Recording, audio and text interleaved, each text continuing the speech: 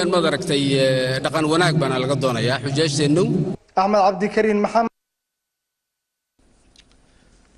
xogeyaasha baarlamaanada qaaradda Afrika oo ay Soomaaliya ka mid tahay ayaa shir waxay ku yeesheen xarunta Pan Africa ee magaalada Johannesburg. Aydaruus Cabdi Xasan ayaa warkaasi ka soo diray Johannesburg.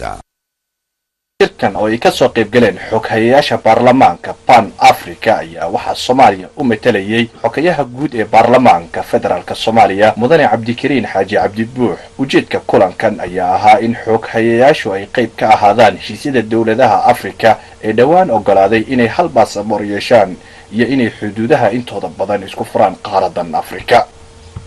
xogayaha baarlamaanka federaalka Soomaaliya Mudane Cabdikariin Xaaji Buux oo shirkani xogayaasha baarlamaanka Pan Africa ka hadlay ayaa sheegay inay Soomaaliya kaga qayb galayso sidii ay u dhaqan gali lahayd heshiisyada iyo sharciyada guud ee midowga Afrika lagu kala saxiixday sanadkani. marka xogayaha guud shirkan waxay muhiim u yihiin nooga soo qayb galaan AU-da protocolska ay ma aragtay saxiixaan ama heshiisyada la saxiixo ee madaxda ku heshiiyaan. waxa weeye heshiiskaasi ma dhaqan galayo ilaa baarlamaanadu ay soo saxiixaan oo ay soo ansixiyaan baarlamaanadu ma wax dhaqan galaya ma noqonayo.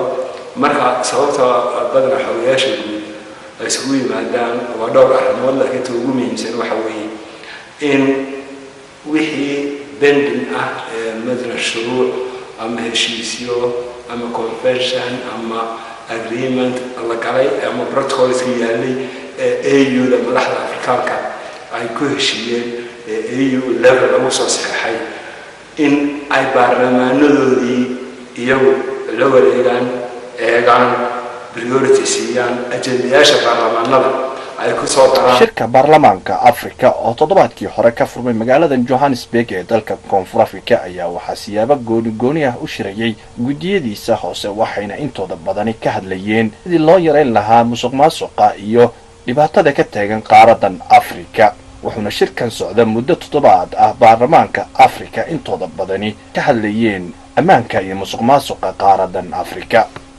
xildhibaan Cabdu Sakiya oo ka mid ah xubnaha baarlamaanka dalka Djibouti kana qaybgalaya shirka baarlamaanka Afrika ayaa sheegay inay habboon tahay in qaaradda Afrika ay joojiso musuqmaasuqa si loo yareeyo gaajada iyo dhibaatada ka jirta qaaradan Afrika. wuxuuna carabka ku adkeeyay in la sameeyo hay'ado ka hortaga musuqmaasuqa iyo dabagal lagu sameeyo dadka ku dhaqma musuqmaasuqa si loola tiigsado maxkamado iyo sharciyo.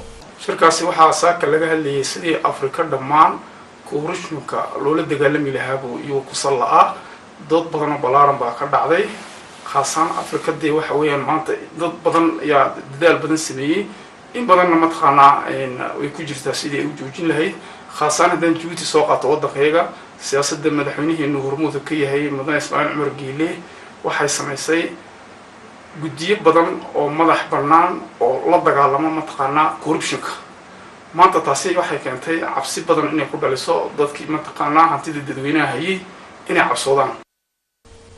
kulamada baarlamaanka Pan Africa oo sanadkiiba 4 jeer la qabto ayaa ka qayb gala gudoomiyaasha baarlamaanka iyo xogayaasha baarlamaanka Afrika iyadoo ay isku weedarsadaan aragtiyada iyo xaaladaha qaaradan Afrika iyo heshiisyada ka jira qaaradan Afrika sidii loo hirgelin lahaa.